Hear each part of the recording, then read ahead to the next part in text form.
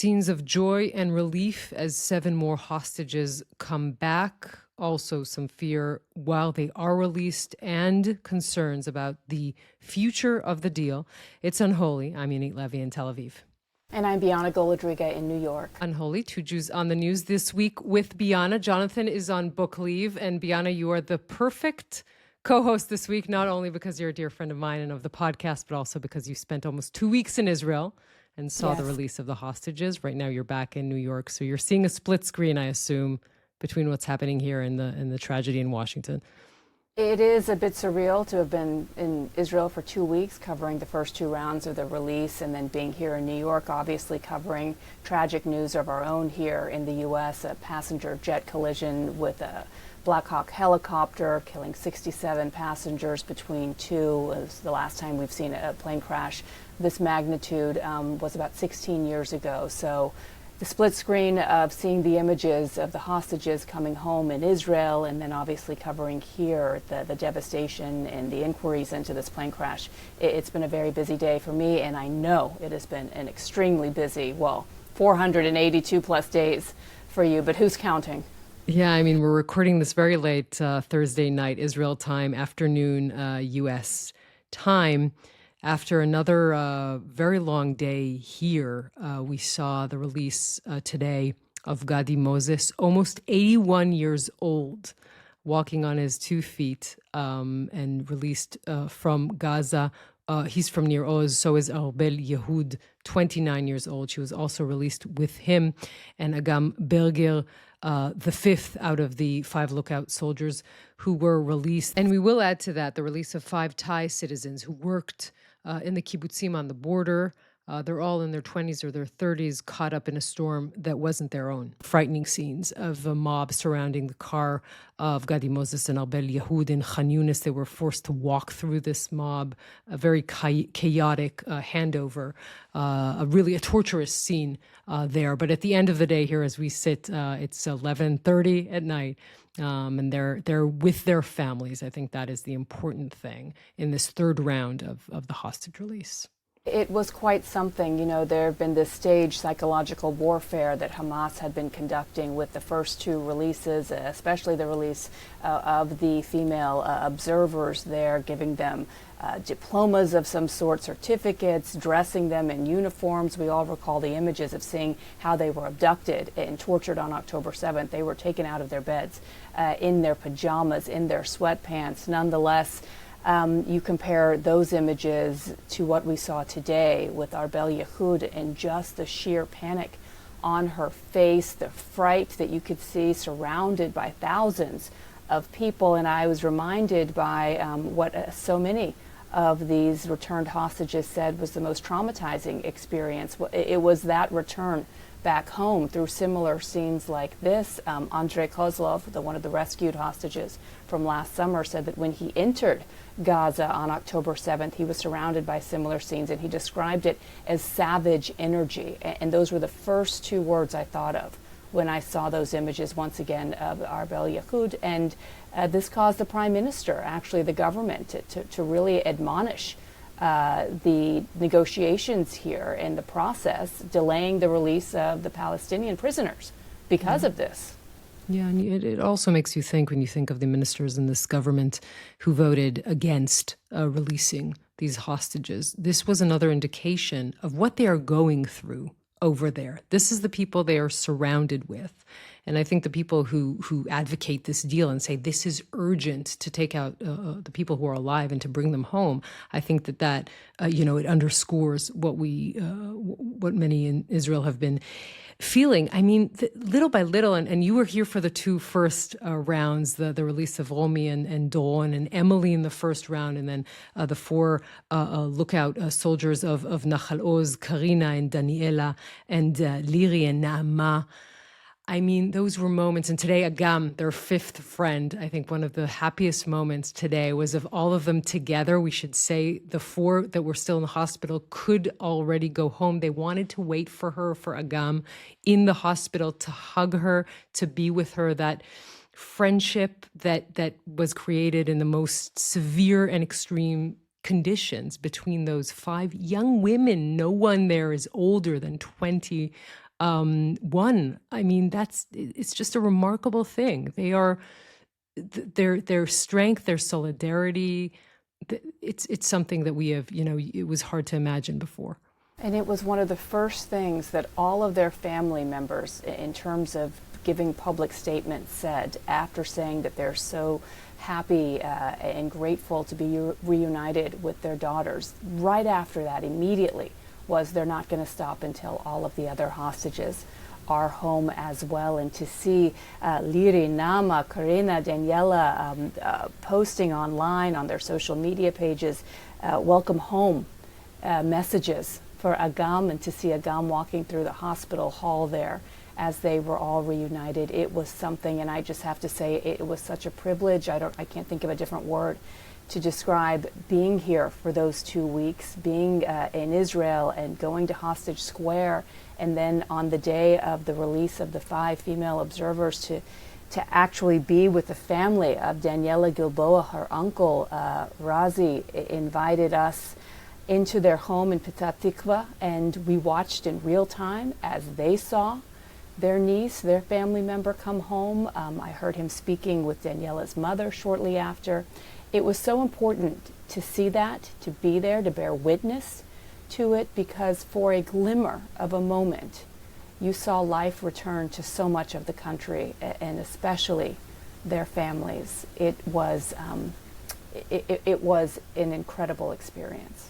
Yeah, and we saw the picture of Daniela with her mother Orly and her father Ran, and the first thing she said to her mother was, "You're a lioness, right? You fought for me," and that gave us an indication that even when they were in captivity, they knew, they heard, they knew something of this battle to release them. So much information is coming out little by little.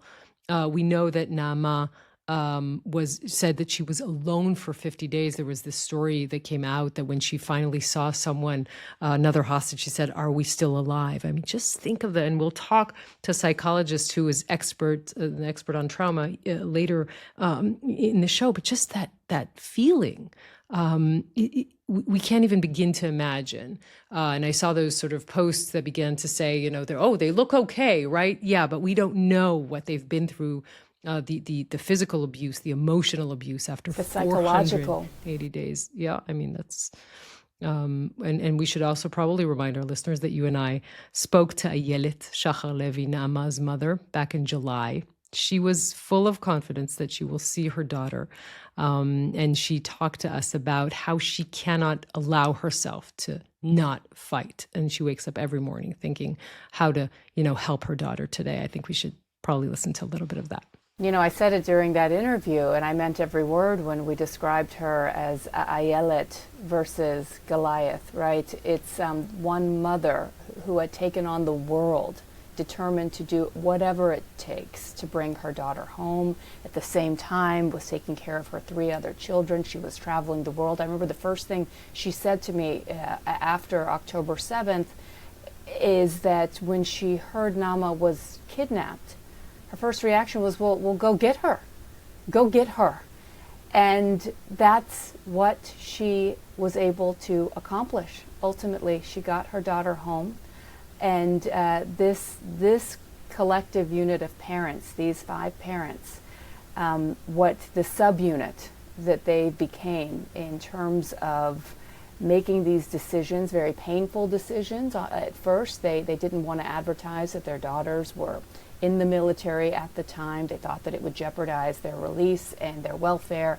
And then they came to the decision of speaking out publicly and releasing very painful, horrific images and videos that the IDF had found from Hamas GoPros from that day. And Nama Levy especially had come to symbolize really the horrific nature of this attack, the savagery, being pulled by her hair, her pants bloodied into the back seat of a truck. But the evolution of these parents to come forward. And she initially said, remember, Ayelet, that she didn't like these images out there. She felt it violated. That's my daughter. Don't show this. And then they realized that this was a very important tool for them to use to show what their daughters went through and the roles they played. And Yonit, the fact that they witnessed so many of their friends and colleagues murdered that day, it's an important story and chapter in the tragedy of October 7th. Most definitely. The story of the Nahal Oz base is one of those black holes that indicates the failure of October 7th. No other military base had so many casualties. We should explain it's very close to the border, the Nahal Oz base. There were 53 soldiers killed on that day. Out of those 53, 15 are those lookout soldiers. They're usually young women. Their job is, as the description is, to look out, to look on the border, to see if they see anything out of the ordinary. The tragedy of these young women is that they reported on suspicious activity. They tried to warn their commanders. They weren't listened to, and they paid the price. They tried to save everyone. No one managed to save them. 15, as we said, were murdered on that day. Some of them friends of the Outlookers that came back, the Outlook soldiers that returned, who were sitting with the bodies of their friends as Hamas was taking over this military base on the border. And we should say that 7 of them were abducted. 1 of them returned in a heroic mission by the IDF. It was Ori Megidish. 1 of them was murdered, Noam Marziano. And the 5 that were left in captivity returned this week. The connection between them is such, Bianna, that Liri Elbag, one of the Outlook soldiers, when they wanted to release the 4 and leave Agam, she actually argued with the captors, and she said, "Leave me with her. I don't want her to be alone." I mean, just think of that courage from this young woman. She's 19 years old. That's being a teenager. That's not even being, I mean, calling her a young woman is maybe doing a disservice to her. I mean, the courage of these young women, these soldiers. When you say soldiers outside of Israel, you think of something else. There's a mandatory service here. Everyone who needs to goes into military service at the age of 18. Some of them, like Naama, was there for, I think, a few days only in Nahal Oz when all this happened. Liri was there for a day as well, and Agam. Just to think of that is really unbelievable. And to hear the stories, Nama and Liri, we were told, became best friends early on during their training before they began. And Liri, her personality, the fire of a woman, she really is not to be messed with. In an interview, I believe, with your network, Amit Susanna, who had been one of the hostages released earlier, had said that it was Liri who spoke up for everyone, and that in a way that even the terrorists, they were afraid of her, or that they listened to what she would say in ways that others wouldn't. And you can't train someone to have that kind of temperament and personality, and I'm sure it was so helpful for so many others beyond just Amit to have someone like that in their corner. Yeah, I mean, you mentioned that interview with Amit Susanna, which was on the investigative report show here, Uvda. She was telling the abuse she was going through physically and mentally, and she said at some point the Hamas terrorists thought for some reason that she was an officer or someone out of the defense establishment, so they took her and they turned her upside down, hung her from the ceiling and began to beat her. And she said, Liri Elbag saved my life. That's a 19-year-old kid. She talked about the fact that the captors didn't let them hug each other or hold hands. I mean, just everything that is now coming out of the situation. It is, I think in a way, we didn't believe as the Israeli public that they would be coming home and they would be on 2 feet, and they would look, again, to the outside observer. They would look like they're okay. There's obviously a lot that they need to still go through, but I mean, it is a remarkable thing. Again, Gadi Moses, an 80-year-old man, in a month and a half, he's going to be 81. I mean, just to think of, we thought the toughest material in nature is diamonds. No, I guess it's kibbutzniks who are 80 years old. No doubt. Or young women here in Israel. I mean, that is probably the toughest kind of person.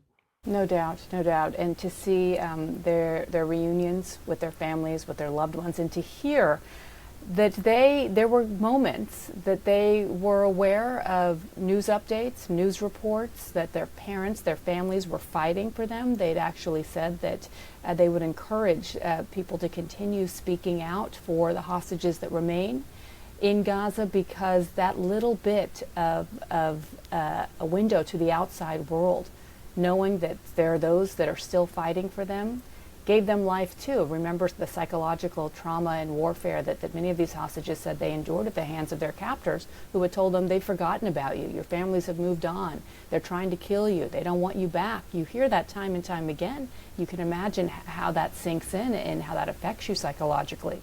So little by little in these first few weeks, we're getting more information about not only the torture that they endured, but also what kept them going. Yeah, and you think of a country that was shattered to a million pieces on October 7th, and it's little by little gluing itself back together. So definitely this week was some of that glue. I mean, I know how it looked like as an Israeli looking in, but I'm really interested in hearing more from you, coming here, being sent by CNN to report on this. And as you said, you were the only, I think, international media that was present when Daniela Gilboa with her family when she was coming back. But just sort of tell us a little about what you were hearing and feeling and in the streets and in the hostage square. Like, what did that feel like?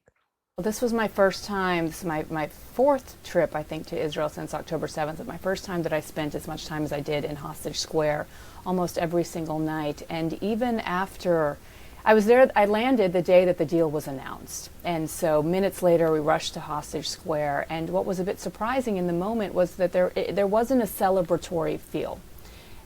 There was definitely some relief. It was different, I would imagine, than the night before, because they'd been there so many times, so close on the precipice of a deal, only to see it fall apart. But there definitely wasn't the level of enthusiasm perhaps I naively expected to see and hear and witness upon arriving. And we got that, obviously, when we saw the hostages first come home, when we saw them step foot in Israel, when we saw them reunite with their families. But it quickly transitioned to there's more to be done. And I can't speak more highly than I already have of the Hostage Family Forum and what they've done over the course of these horrific 15 and a half months, the collective glue keeping these families together, and constantly setting out on one mission to bring every single one of these hostages home, because just to see every pressure point they had to target, obviously Hamas, the perpetrators, and to constantly put pressure on Hamas to release the hostages, but their own government, to make this story relevant internationally. So much time had gone by, and yet they were still at the forefront there, pressing the world to speak out and demand the release of these hostages. It was something quite amazing to witness. And then, as you said, to be there with these families, and at some point, Yonit, I have to honestly say, you've become so close and familiar with these families, and you tell them it's going to be okay, and they have to keep fighting, and their loved ones are going to come home, and they can't give up. And then there are times when you ask yourself, are we setting them up for tragedy, false hopes and expectations? And when you see it all come together, it's an out-of-body experience. So I don't know if that answers your question, but it wasn't all of the above. It was a two-week surreal moment to be in a country that had been so traumatized.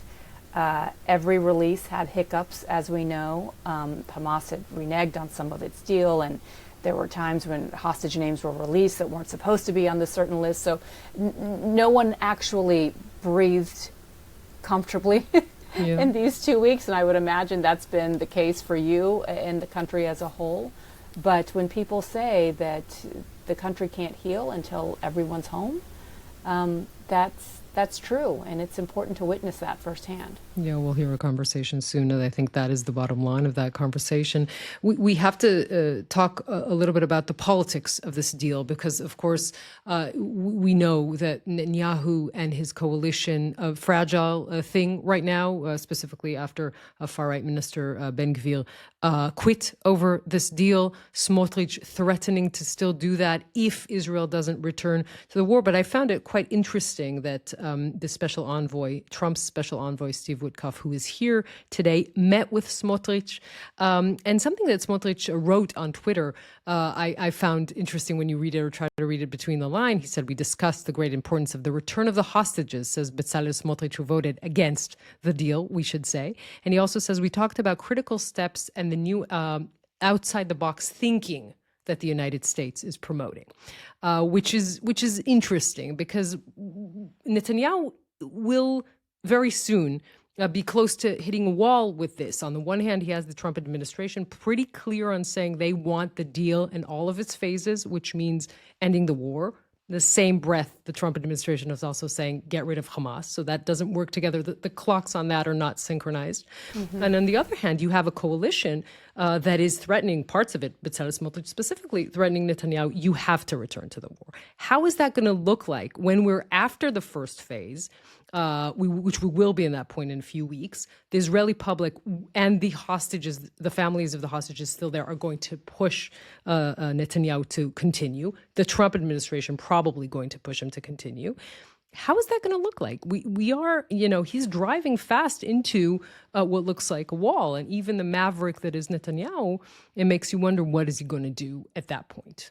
Yeah, one military official had told me that it all depends on how patient Trump is with Netanyahu at the end of the day, because thus far he has been the only one that's been able to persuade, convince, gently force, however you want to describe it, Netanyahu's hand to agree to a deal that his predecessor, President Biden, was not able to do. So given that we know that the country as a whole, and I have to say honestly, everyone that I spoke with, all the family members, were effusive in praise to President Trump. They attribute his role here to being the leading factor in this deal being done. They were very thankful, obviously, for President Biden and everything that he and his team had been doing over the past 15 months. But this is the one time I think you even saw officials from both administrations acknowledge that it was their cooperation in the election of Donald Trump and some of the words and demands that he made about the hostages having to come home before the inauguration or all hell would break loose that really got it over the finish line. And now it's just a matter of what Donald Trump wants, because he has been very public about wanting to see this war come to an end. He's been very public about wanting to see a Saudi normalization deal. And all of that runs in the face of, at some point, it's going to collide in the face with what Prime Minister Netanyahu wants, and that is not necessarily ending the war right now, or at least whatever it takes to keep his government afloat, and quelling some of those in the far right of his government who want to be able to go back into Gaza. So Steve Witkoff even laid out a plan a couple of weeks ago where he said that this vision would be sovereignty, respecting sovereignty, and the right for self-determination for all of those in the region. So that doesn't necessarily square with the Prime Minister right now and Bezalel Smotrich and Itamar Ben-Gvir. And then you had the sort of bomb that was dropped by President Trump just a few days ago, too, where he had said that the Gazans, or a majority of them, over 1 million of them, should leave temporarily to clean the whole thing out, I think, to phrase him exactly, and putting pressure on Jordan and Egypt to take in Gazans. I think this shocked everyone, and no one knows what to expect from Trump, but even this shocked those in the region. What does that mean?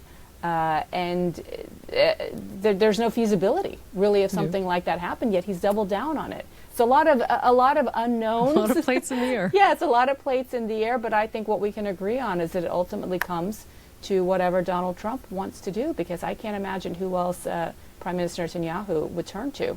Yeah, at I this mean, point. it has been proven that in that tug of war between the pressure Trump puts on Netanyahu and the pressure that Smotrich puts on him, he's more likely to listen to Donald Trump. We should say that the president and the prime minister are poised to meet on Tuesday of this coming week. Look, we see, again, Israelis see these pictures from Gaza and this sort of the thousands of Hamas militants, terrorists with they're armed. And many Israelis say to themselves, wait a minute, this has been a war of a year and 4 months. Israelis were massacred. And this is the result after a year and 4 months. So there is a case to be made to say, okay, this war against Hamas is going to take years.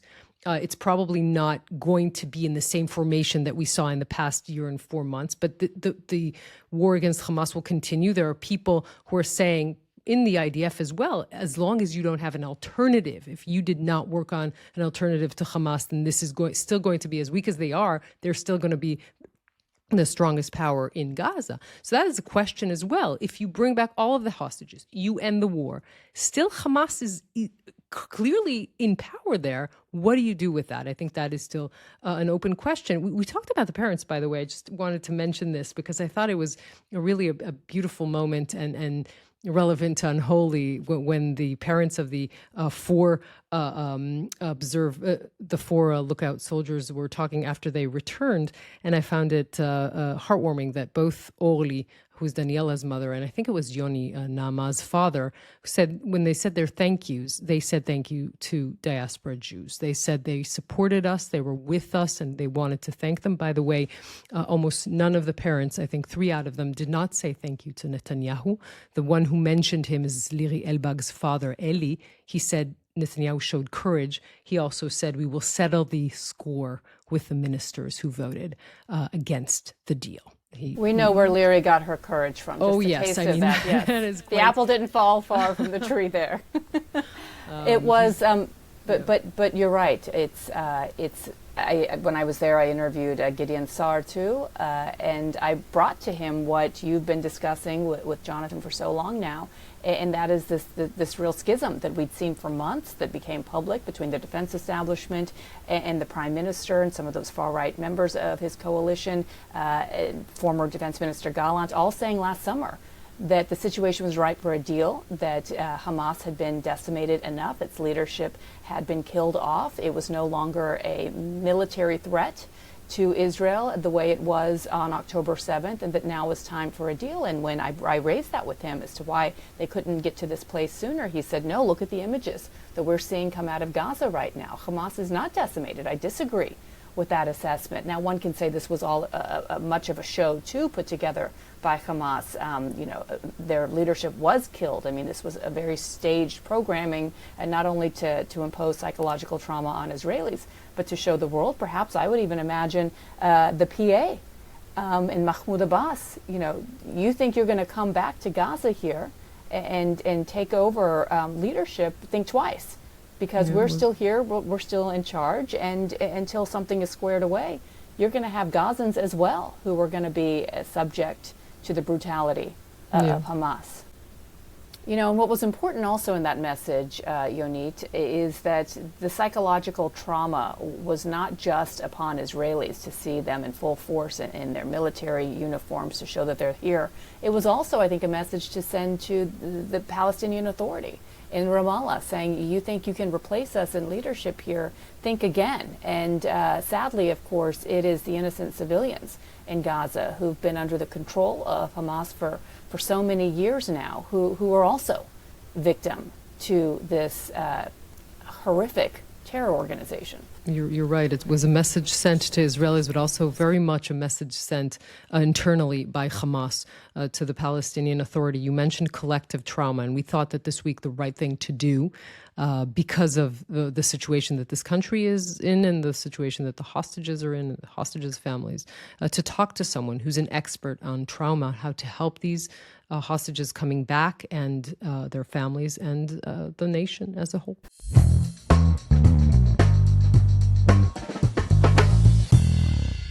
We want to speak now to Dr. Einat Yehene. She's the head of the Rehabilitation Division at the Hostages Families forum. Dr. Yehene, thank you so much for talking to us today. Thank you for having me, Bianna and Yonit. I mean, you're a senior rehabilitation psychologist and you specialize in trauma and loss and adapting to life-changing events. I'm just thinking before October 7th, no one could write the book on how to deal with this amount of Israeli hostages coming back, the difference in age, the difference in situation. Just talk us through generally how that's been done. I think that the October 7 massacre is really a complicated event, is a collective trauma in of itself, both in terms of the number of the casualties, the mass kidnapping of 251 individuals to Gaza, and nothing that we have in the past known in Israel, despite our high exposure to the traumatic events on an ongoing manner. Definitely the collective kidnapping is a collective trauma within the October 7 collective trauma. So it's like a multi-layered trauma. And I think that as we will move along with our discussion, he will get to understand how much the fact that this is a group of individuals who was kidnapped at the same day, how much this affects the entire community of the families and the general public in Israel as well, and how much it is interconnected to the overall situation, which is an ongoing war and with a lot of psychological manipulation by the Hamas and the terror organization and the political landscape, let's put it this way, and how much the discussions in the government about what is going on and what will happen and how the hostages crisis will unfold really affects the traumatic experience of the individual families as well as the entire public as we have experienced today. So no book about it. Yeah, and yet there's much that you can learn, and you and your colleagues, from the first hostage release after some 50 plus days from November of 2023. It's very hard to square that with what these current hostages there for over 470 days have endured. But can you talk to us about some of the lessons learned from that first hostage release and how you're applying it, you're starting to apply it to treating those who are coming out now?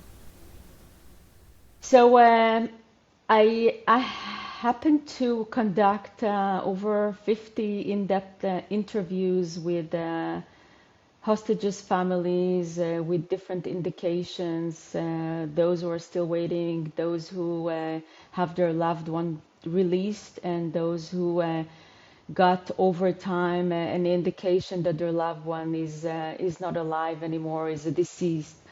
And also with the released hostages. So going back to your question, Bianna, on November, I think that there was a huge variety in terms of the conditions under which hostages were kept. Some were in groups, some were isolated, some were separated from their family members, some were underground, some were on top. Or on the ground, and especially things were very much accompanied by the condition in Gaza and the ongoing war and the ability or inability to supply food, medications, etc. I think that overall, despite the variability in the conditions each one of them endured, I think that the common demeanor in the experience was a constant threat to their life. And the constant threat to their life was stemming primarily from the, as I said, physical conditions they endured, but also from the aggression of the captors and the way they generally speaking, dominated them and really humiliated them. And I'm not even going into the, violence, sexual harassment, etc. And I think that also the ongoing war and the bombing surrounding the places where they were kept was also threatening. And I think that over time, the trauma of captivity is unraveling as a multi-layered trauma. Namely, we have the abduction day, the traumatic abduction day. Each one of them is his own abduction story in its uniqueness, with the multiple family members, community members who were either also abducted or murdered. There is the second phase, as I call it, is the phase of the captivity, the prolonged captivity, and especially now after more than 15 months.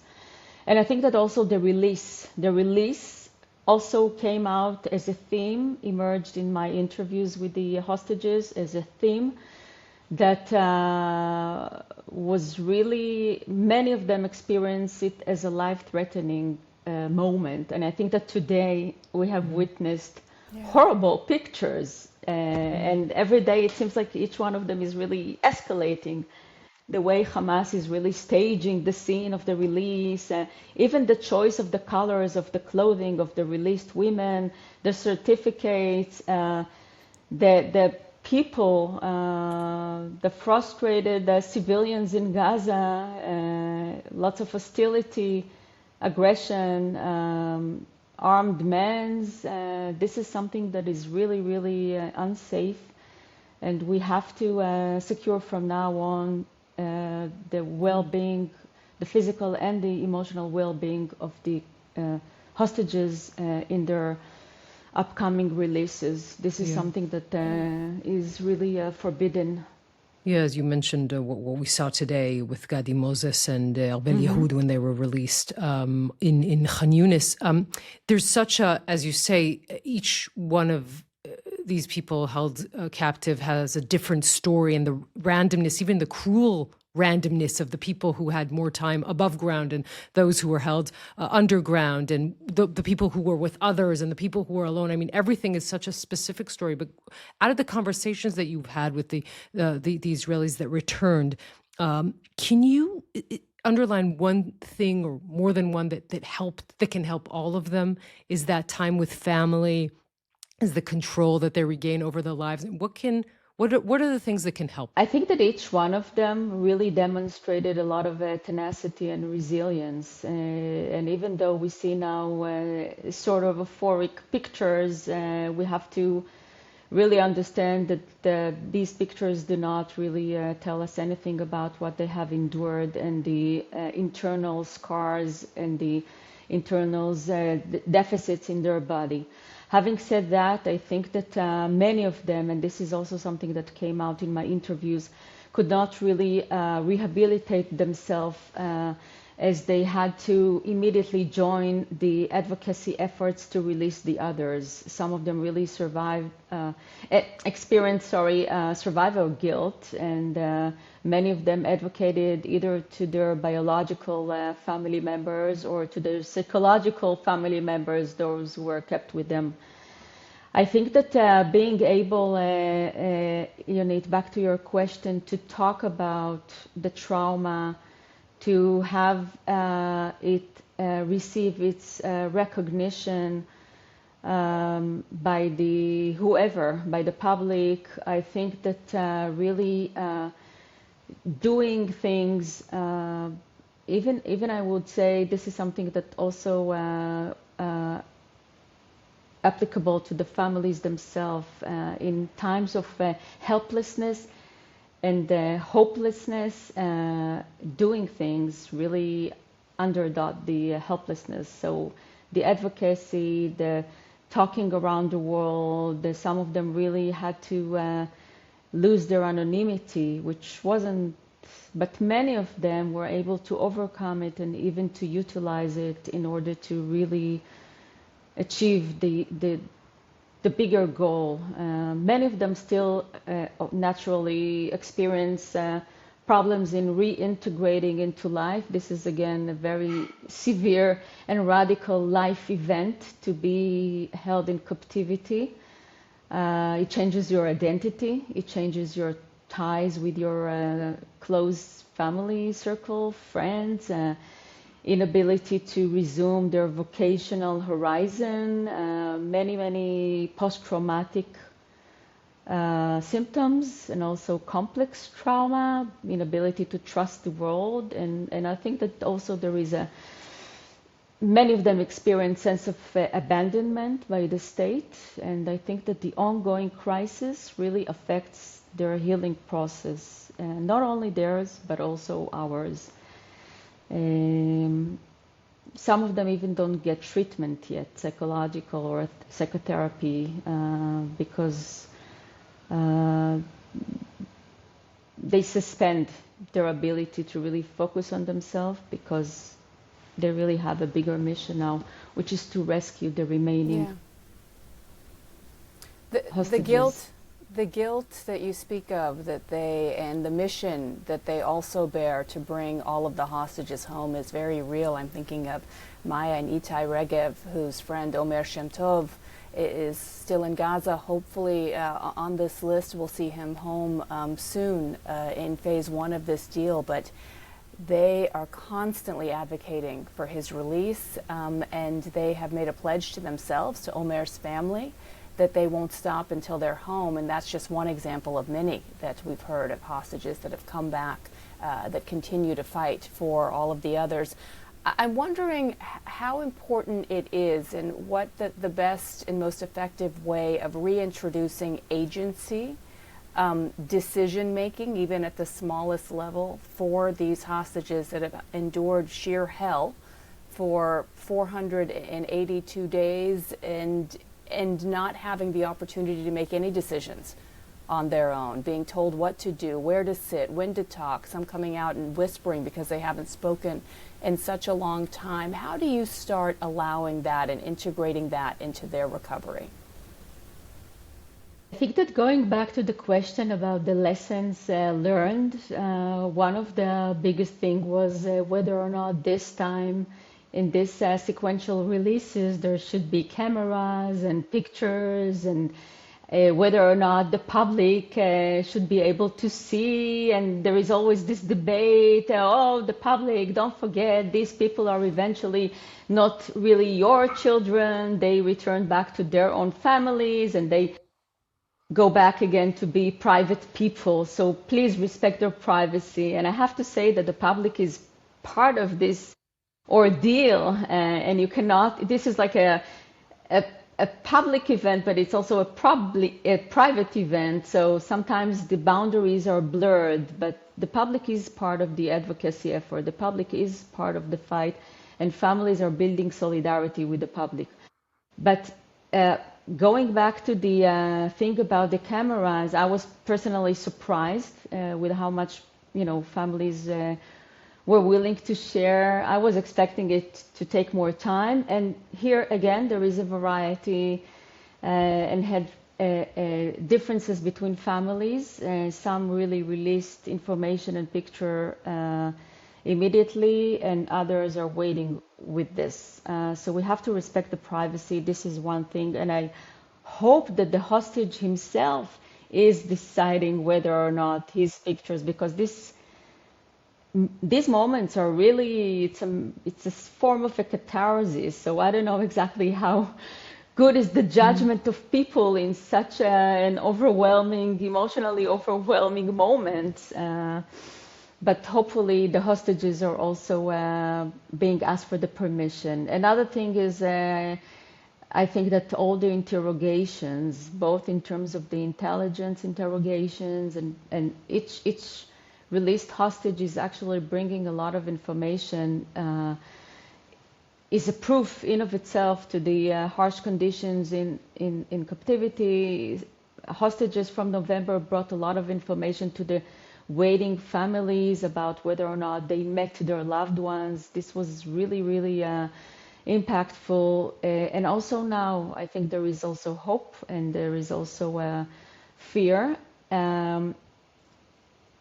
I think that the instructions eventually are really to have these first days, to really have them stabilize both medically and psychologically, to really stand on their feet, experience the psychological safety, be hugged and really protected by their families and really let them reunite with their loved ones.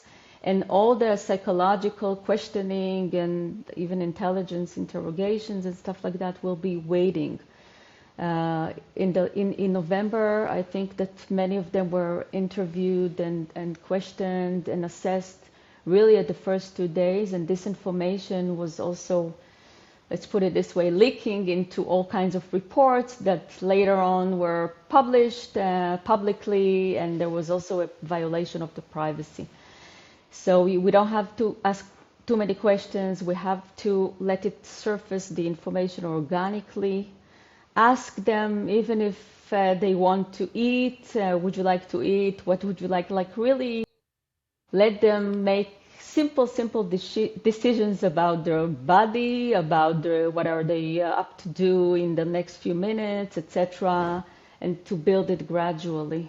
Yes, and any thing that you can say to the families, because I remember reading an interview recently with Hadas Calderon, her two children, Sahar and Erez, coming back in the first deal, their father still in captivity, and she said, it was so sad to read. She said, "I said, my children are back, but they're different, and in a way that they will always hold that experience with them." That was after 50 days. The people coming back now have been there, 9 times as long. And you think of situations, you haven't interrogated them personally yet, but I mean, we hear already that Arbel Yehud was held mostly alone.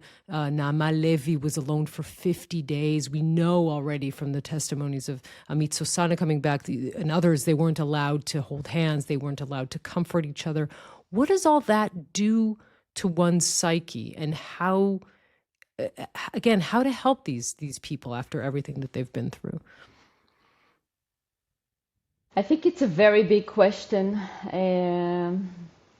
I hope that they will be able primarily to restore their connections with trusted others. Trusted others are primarily family members, and with good faces in the face of the evilness of the Hamas. I think that the process is really gradual, Yonit. This is not something that happens overnight. I think that one of the advantages we have here in this mass tragedy is that because this is a group, they can build solidarity with each other, and this is a really, really healing force. Also for the families. Many families just enjoy the solidarity and the joint advocacy, which really was powerful for them.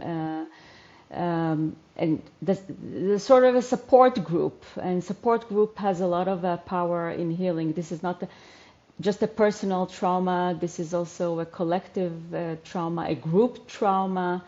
And you see the female soldiers coming out and how much they hug each other.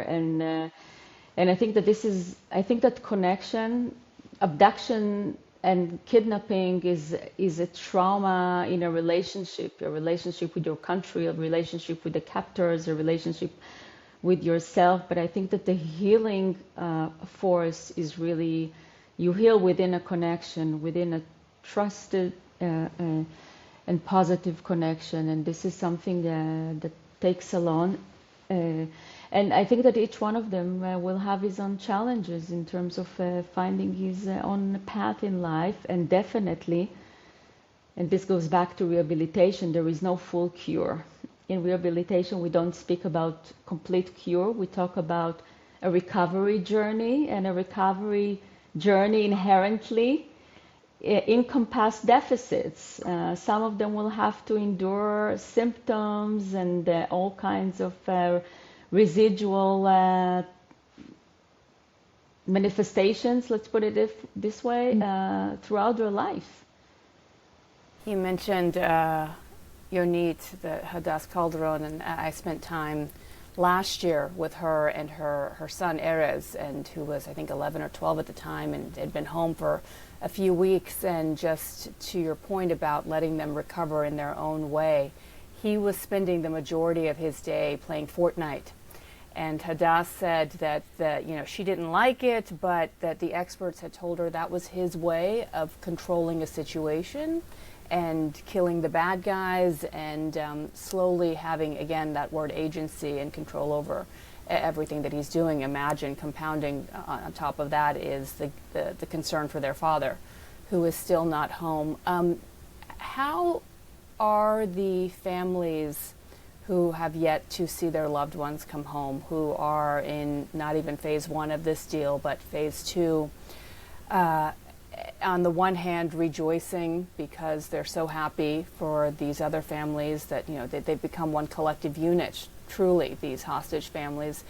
How are you talking to them about what these next few weeks may be and look like for them, as the phase two may be even more difficult to implement than what we're starting to see now? You want to give them the hope that their loved ones will come home, but they don't have them yet.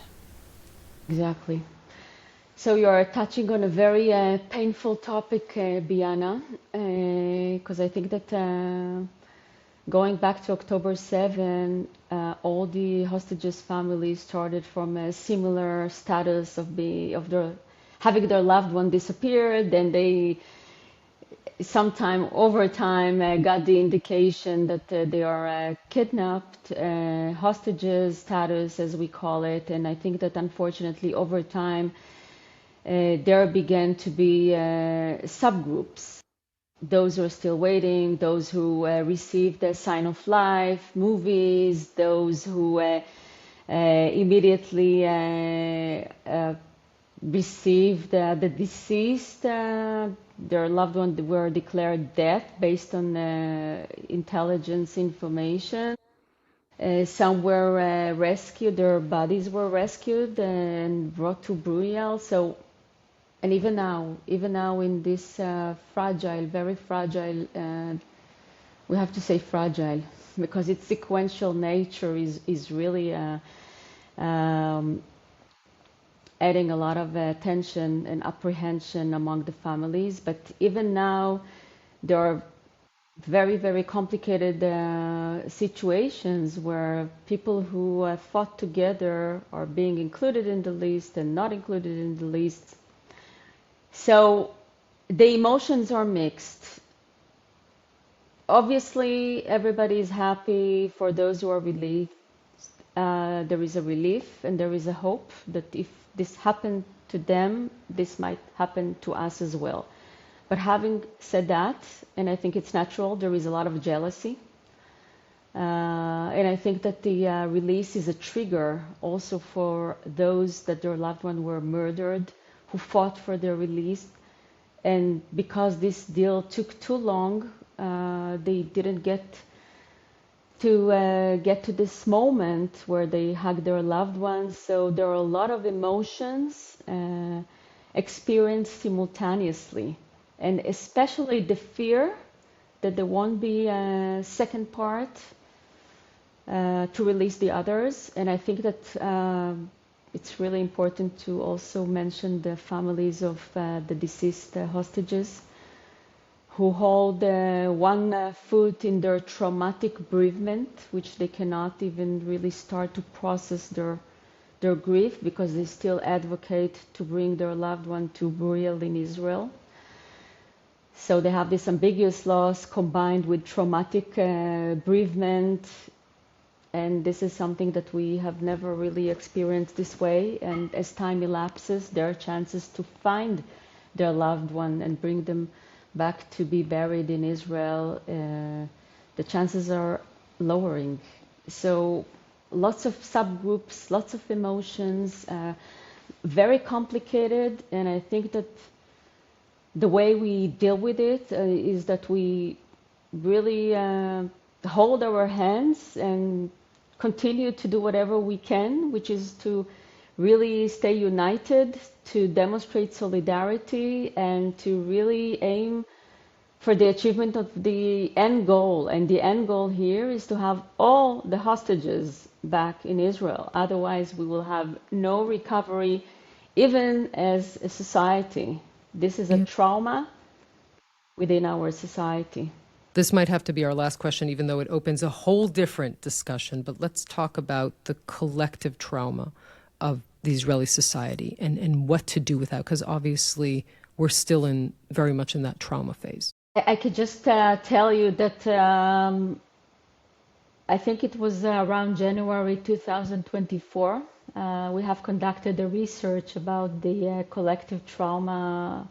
We call it the collective ambiguous loss, a concept that we might be able to talk about next time. But this is the experience, the uncertainty about loved one's fate. And this is a concept which I have in the past researched on families. And I felt that the public in general is also grieving the hostages, worried about them, identifying with their stories, excited about their return without even knowing them in person. So I went to really engage in this study, and we found several important key elements, but one of them was that the ambiguity regarding the hostages and the distressing symptoms about the kidnapping were explaining almost 50% of the general well-being after October 7, which is depression, anxiety, and stress. So we conducted also a follow-up a few months later, and the trends remained the same. So I think that bringing back all the hostages is the first medicine to this trauma. Naturally, you should see and be less exposed, but I think that the quality of the trauma with the hostages really goes beyond just, general post-traumatic stress disorder. Mm-hmm. And I think that none of us, because it's a multi-layered trauma, the kidnapped individuals, the families, the community, and the general public, and this is something that was never seen before. Even September 11 was not like that.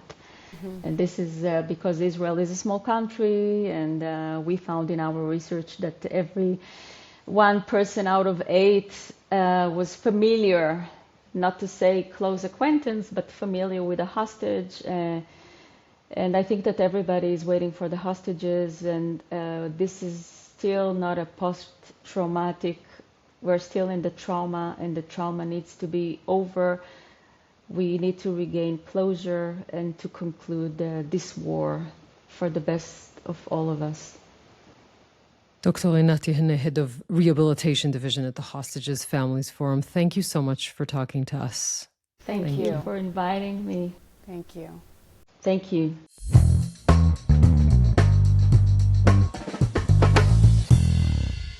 Yonit, it was really reassuring to hear from her, just to know that there are experts like her colleagues that are prepared now, already starting to have been working to help these families, these hostages recover. They're never going to be the same, but to finally connect with the country, with themselves, move on any which way they can and lead their lives. It's so important because we're obviously covering this in real time, and there's this euphoria to see people reunited, healthy physically, but then it's that long road to recovery that obviously for so many of them is going to be that much more difficult.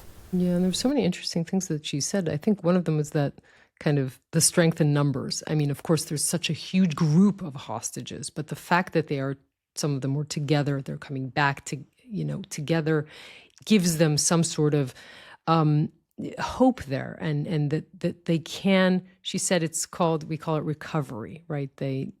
That is the word that we use. I spoke to Mensch Goldstein today.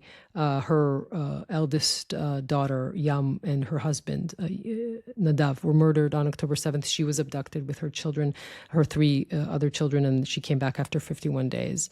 And she said they're going to be okay. I think that the hostages coming back now, after a long process, are going to be okay. This also made me think, and I know that some people would be reluctant to make this comparison, but it did remind me and echoed something that Rachel Goldberg Polin, Hirsch's mother, said to me in an interview in October.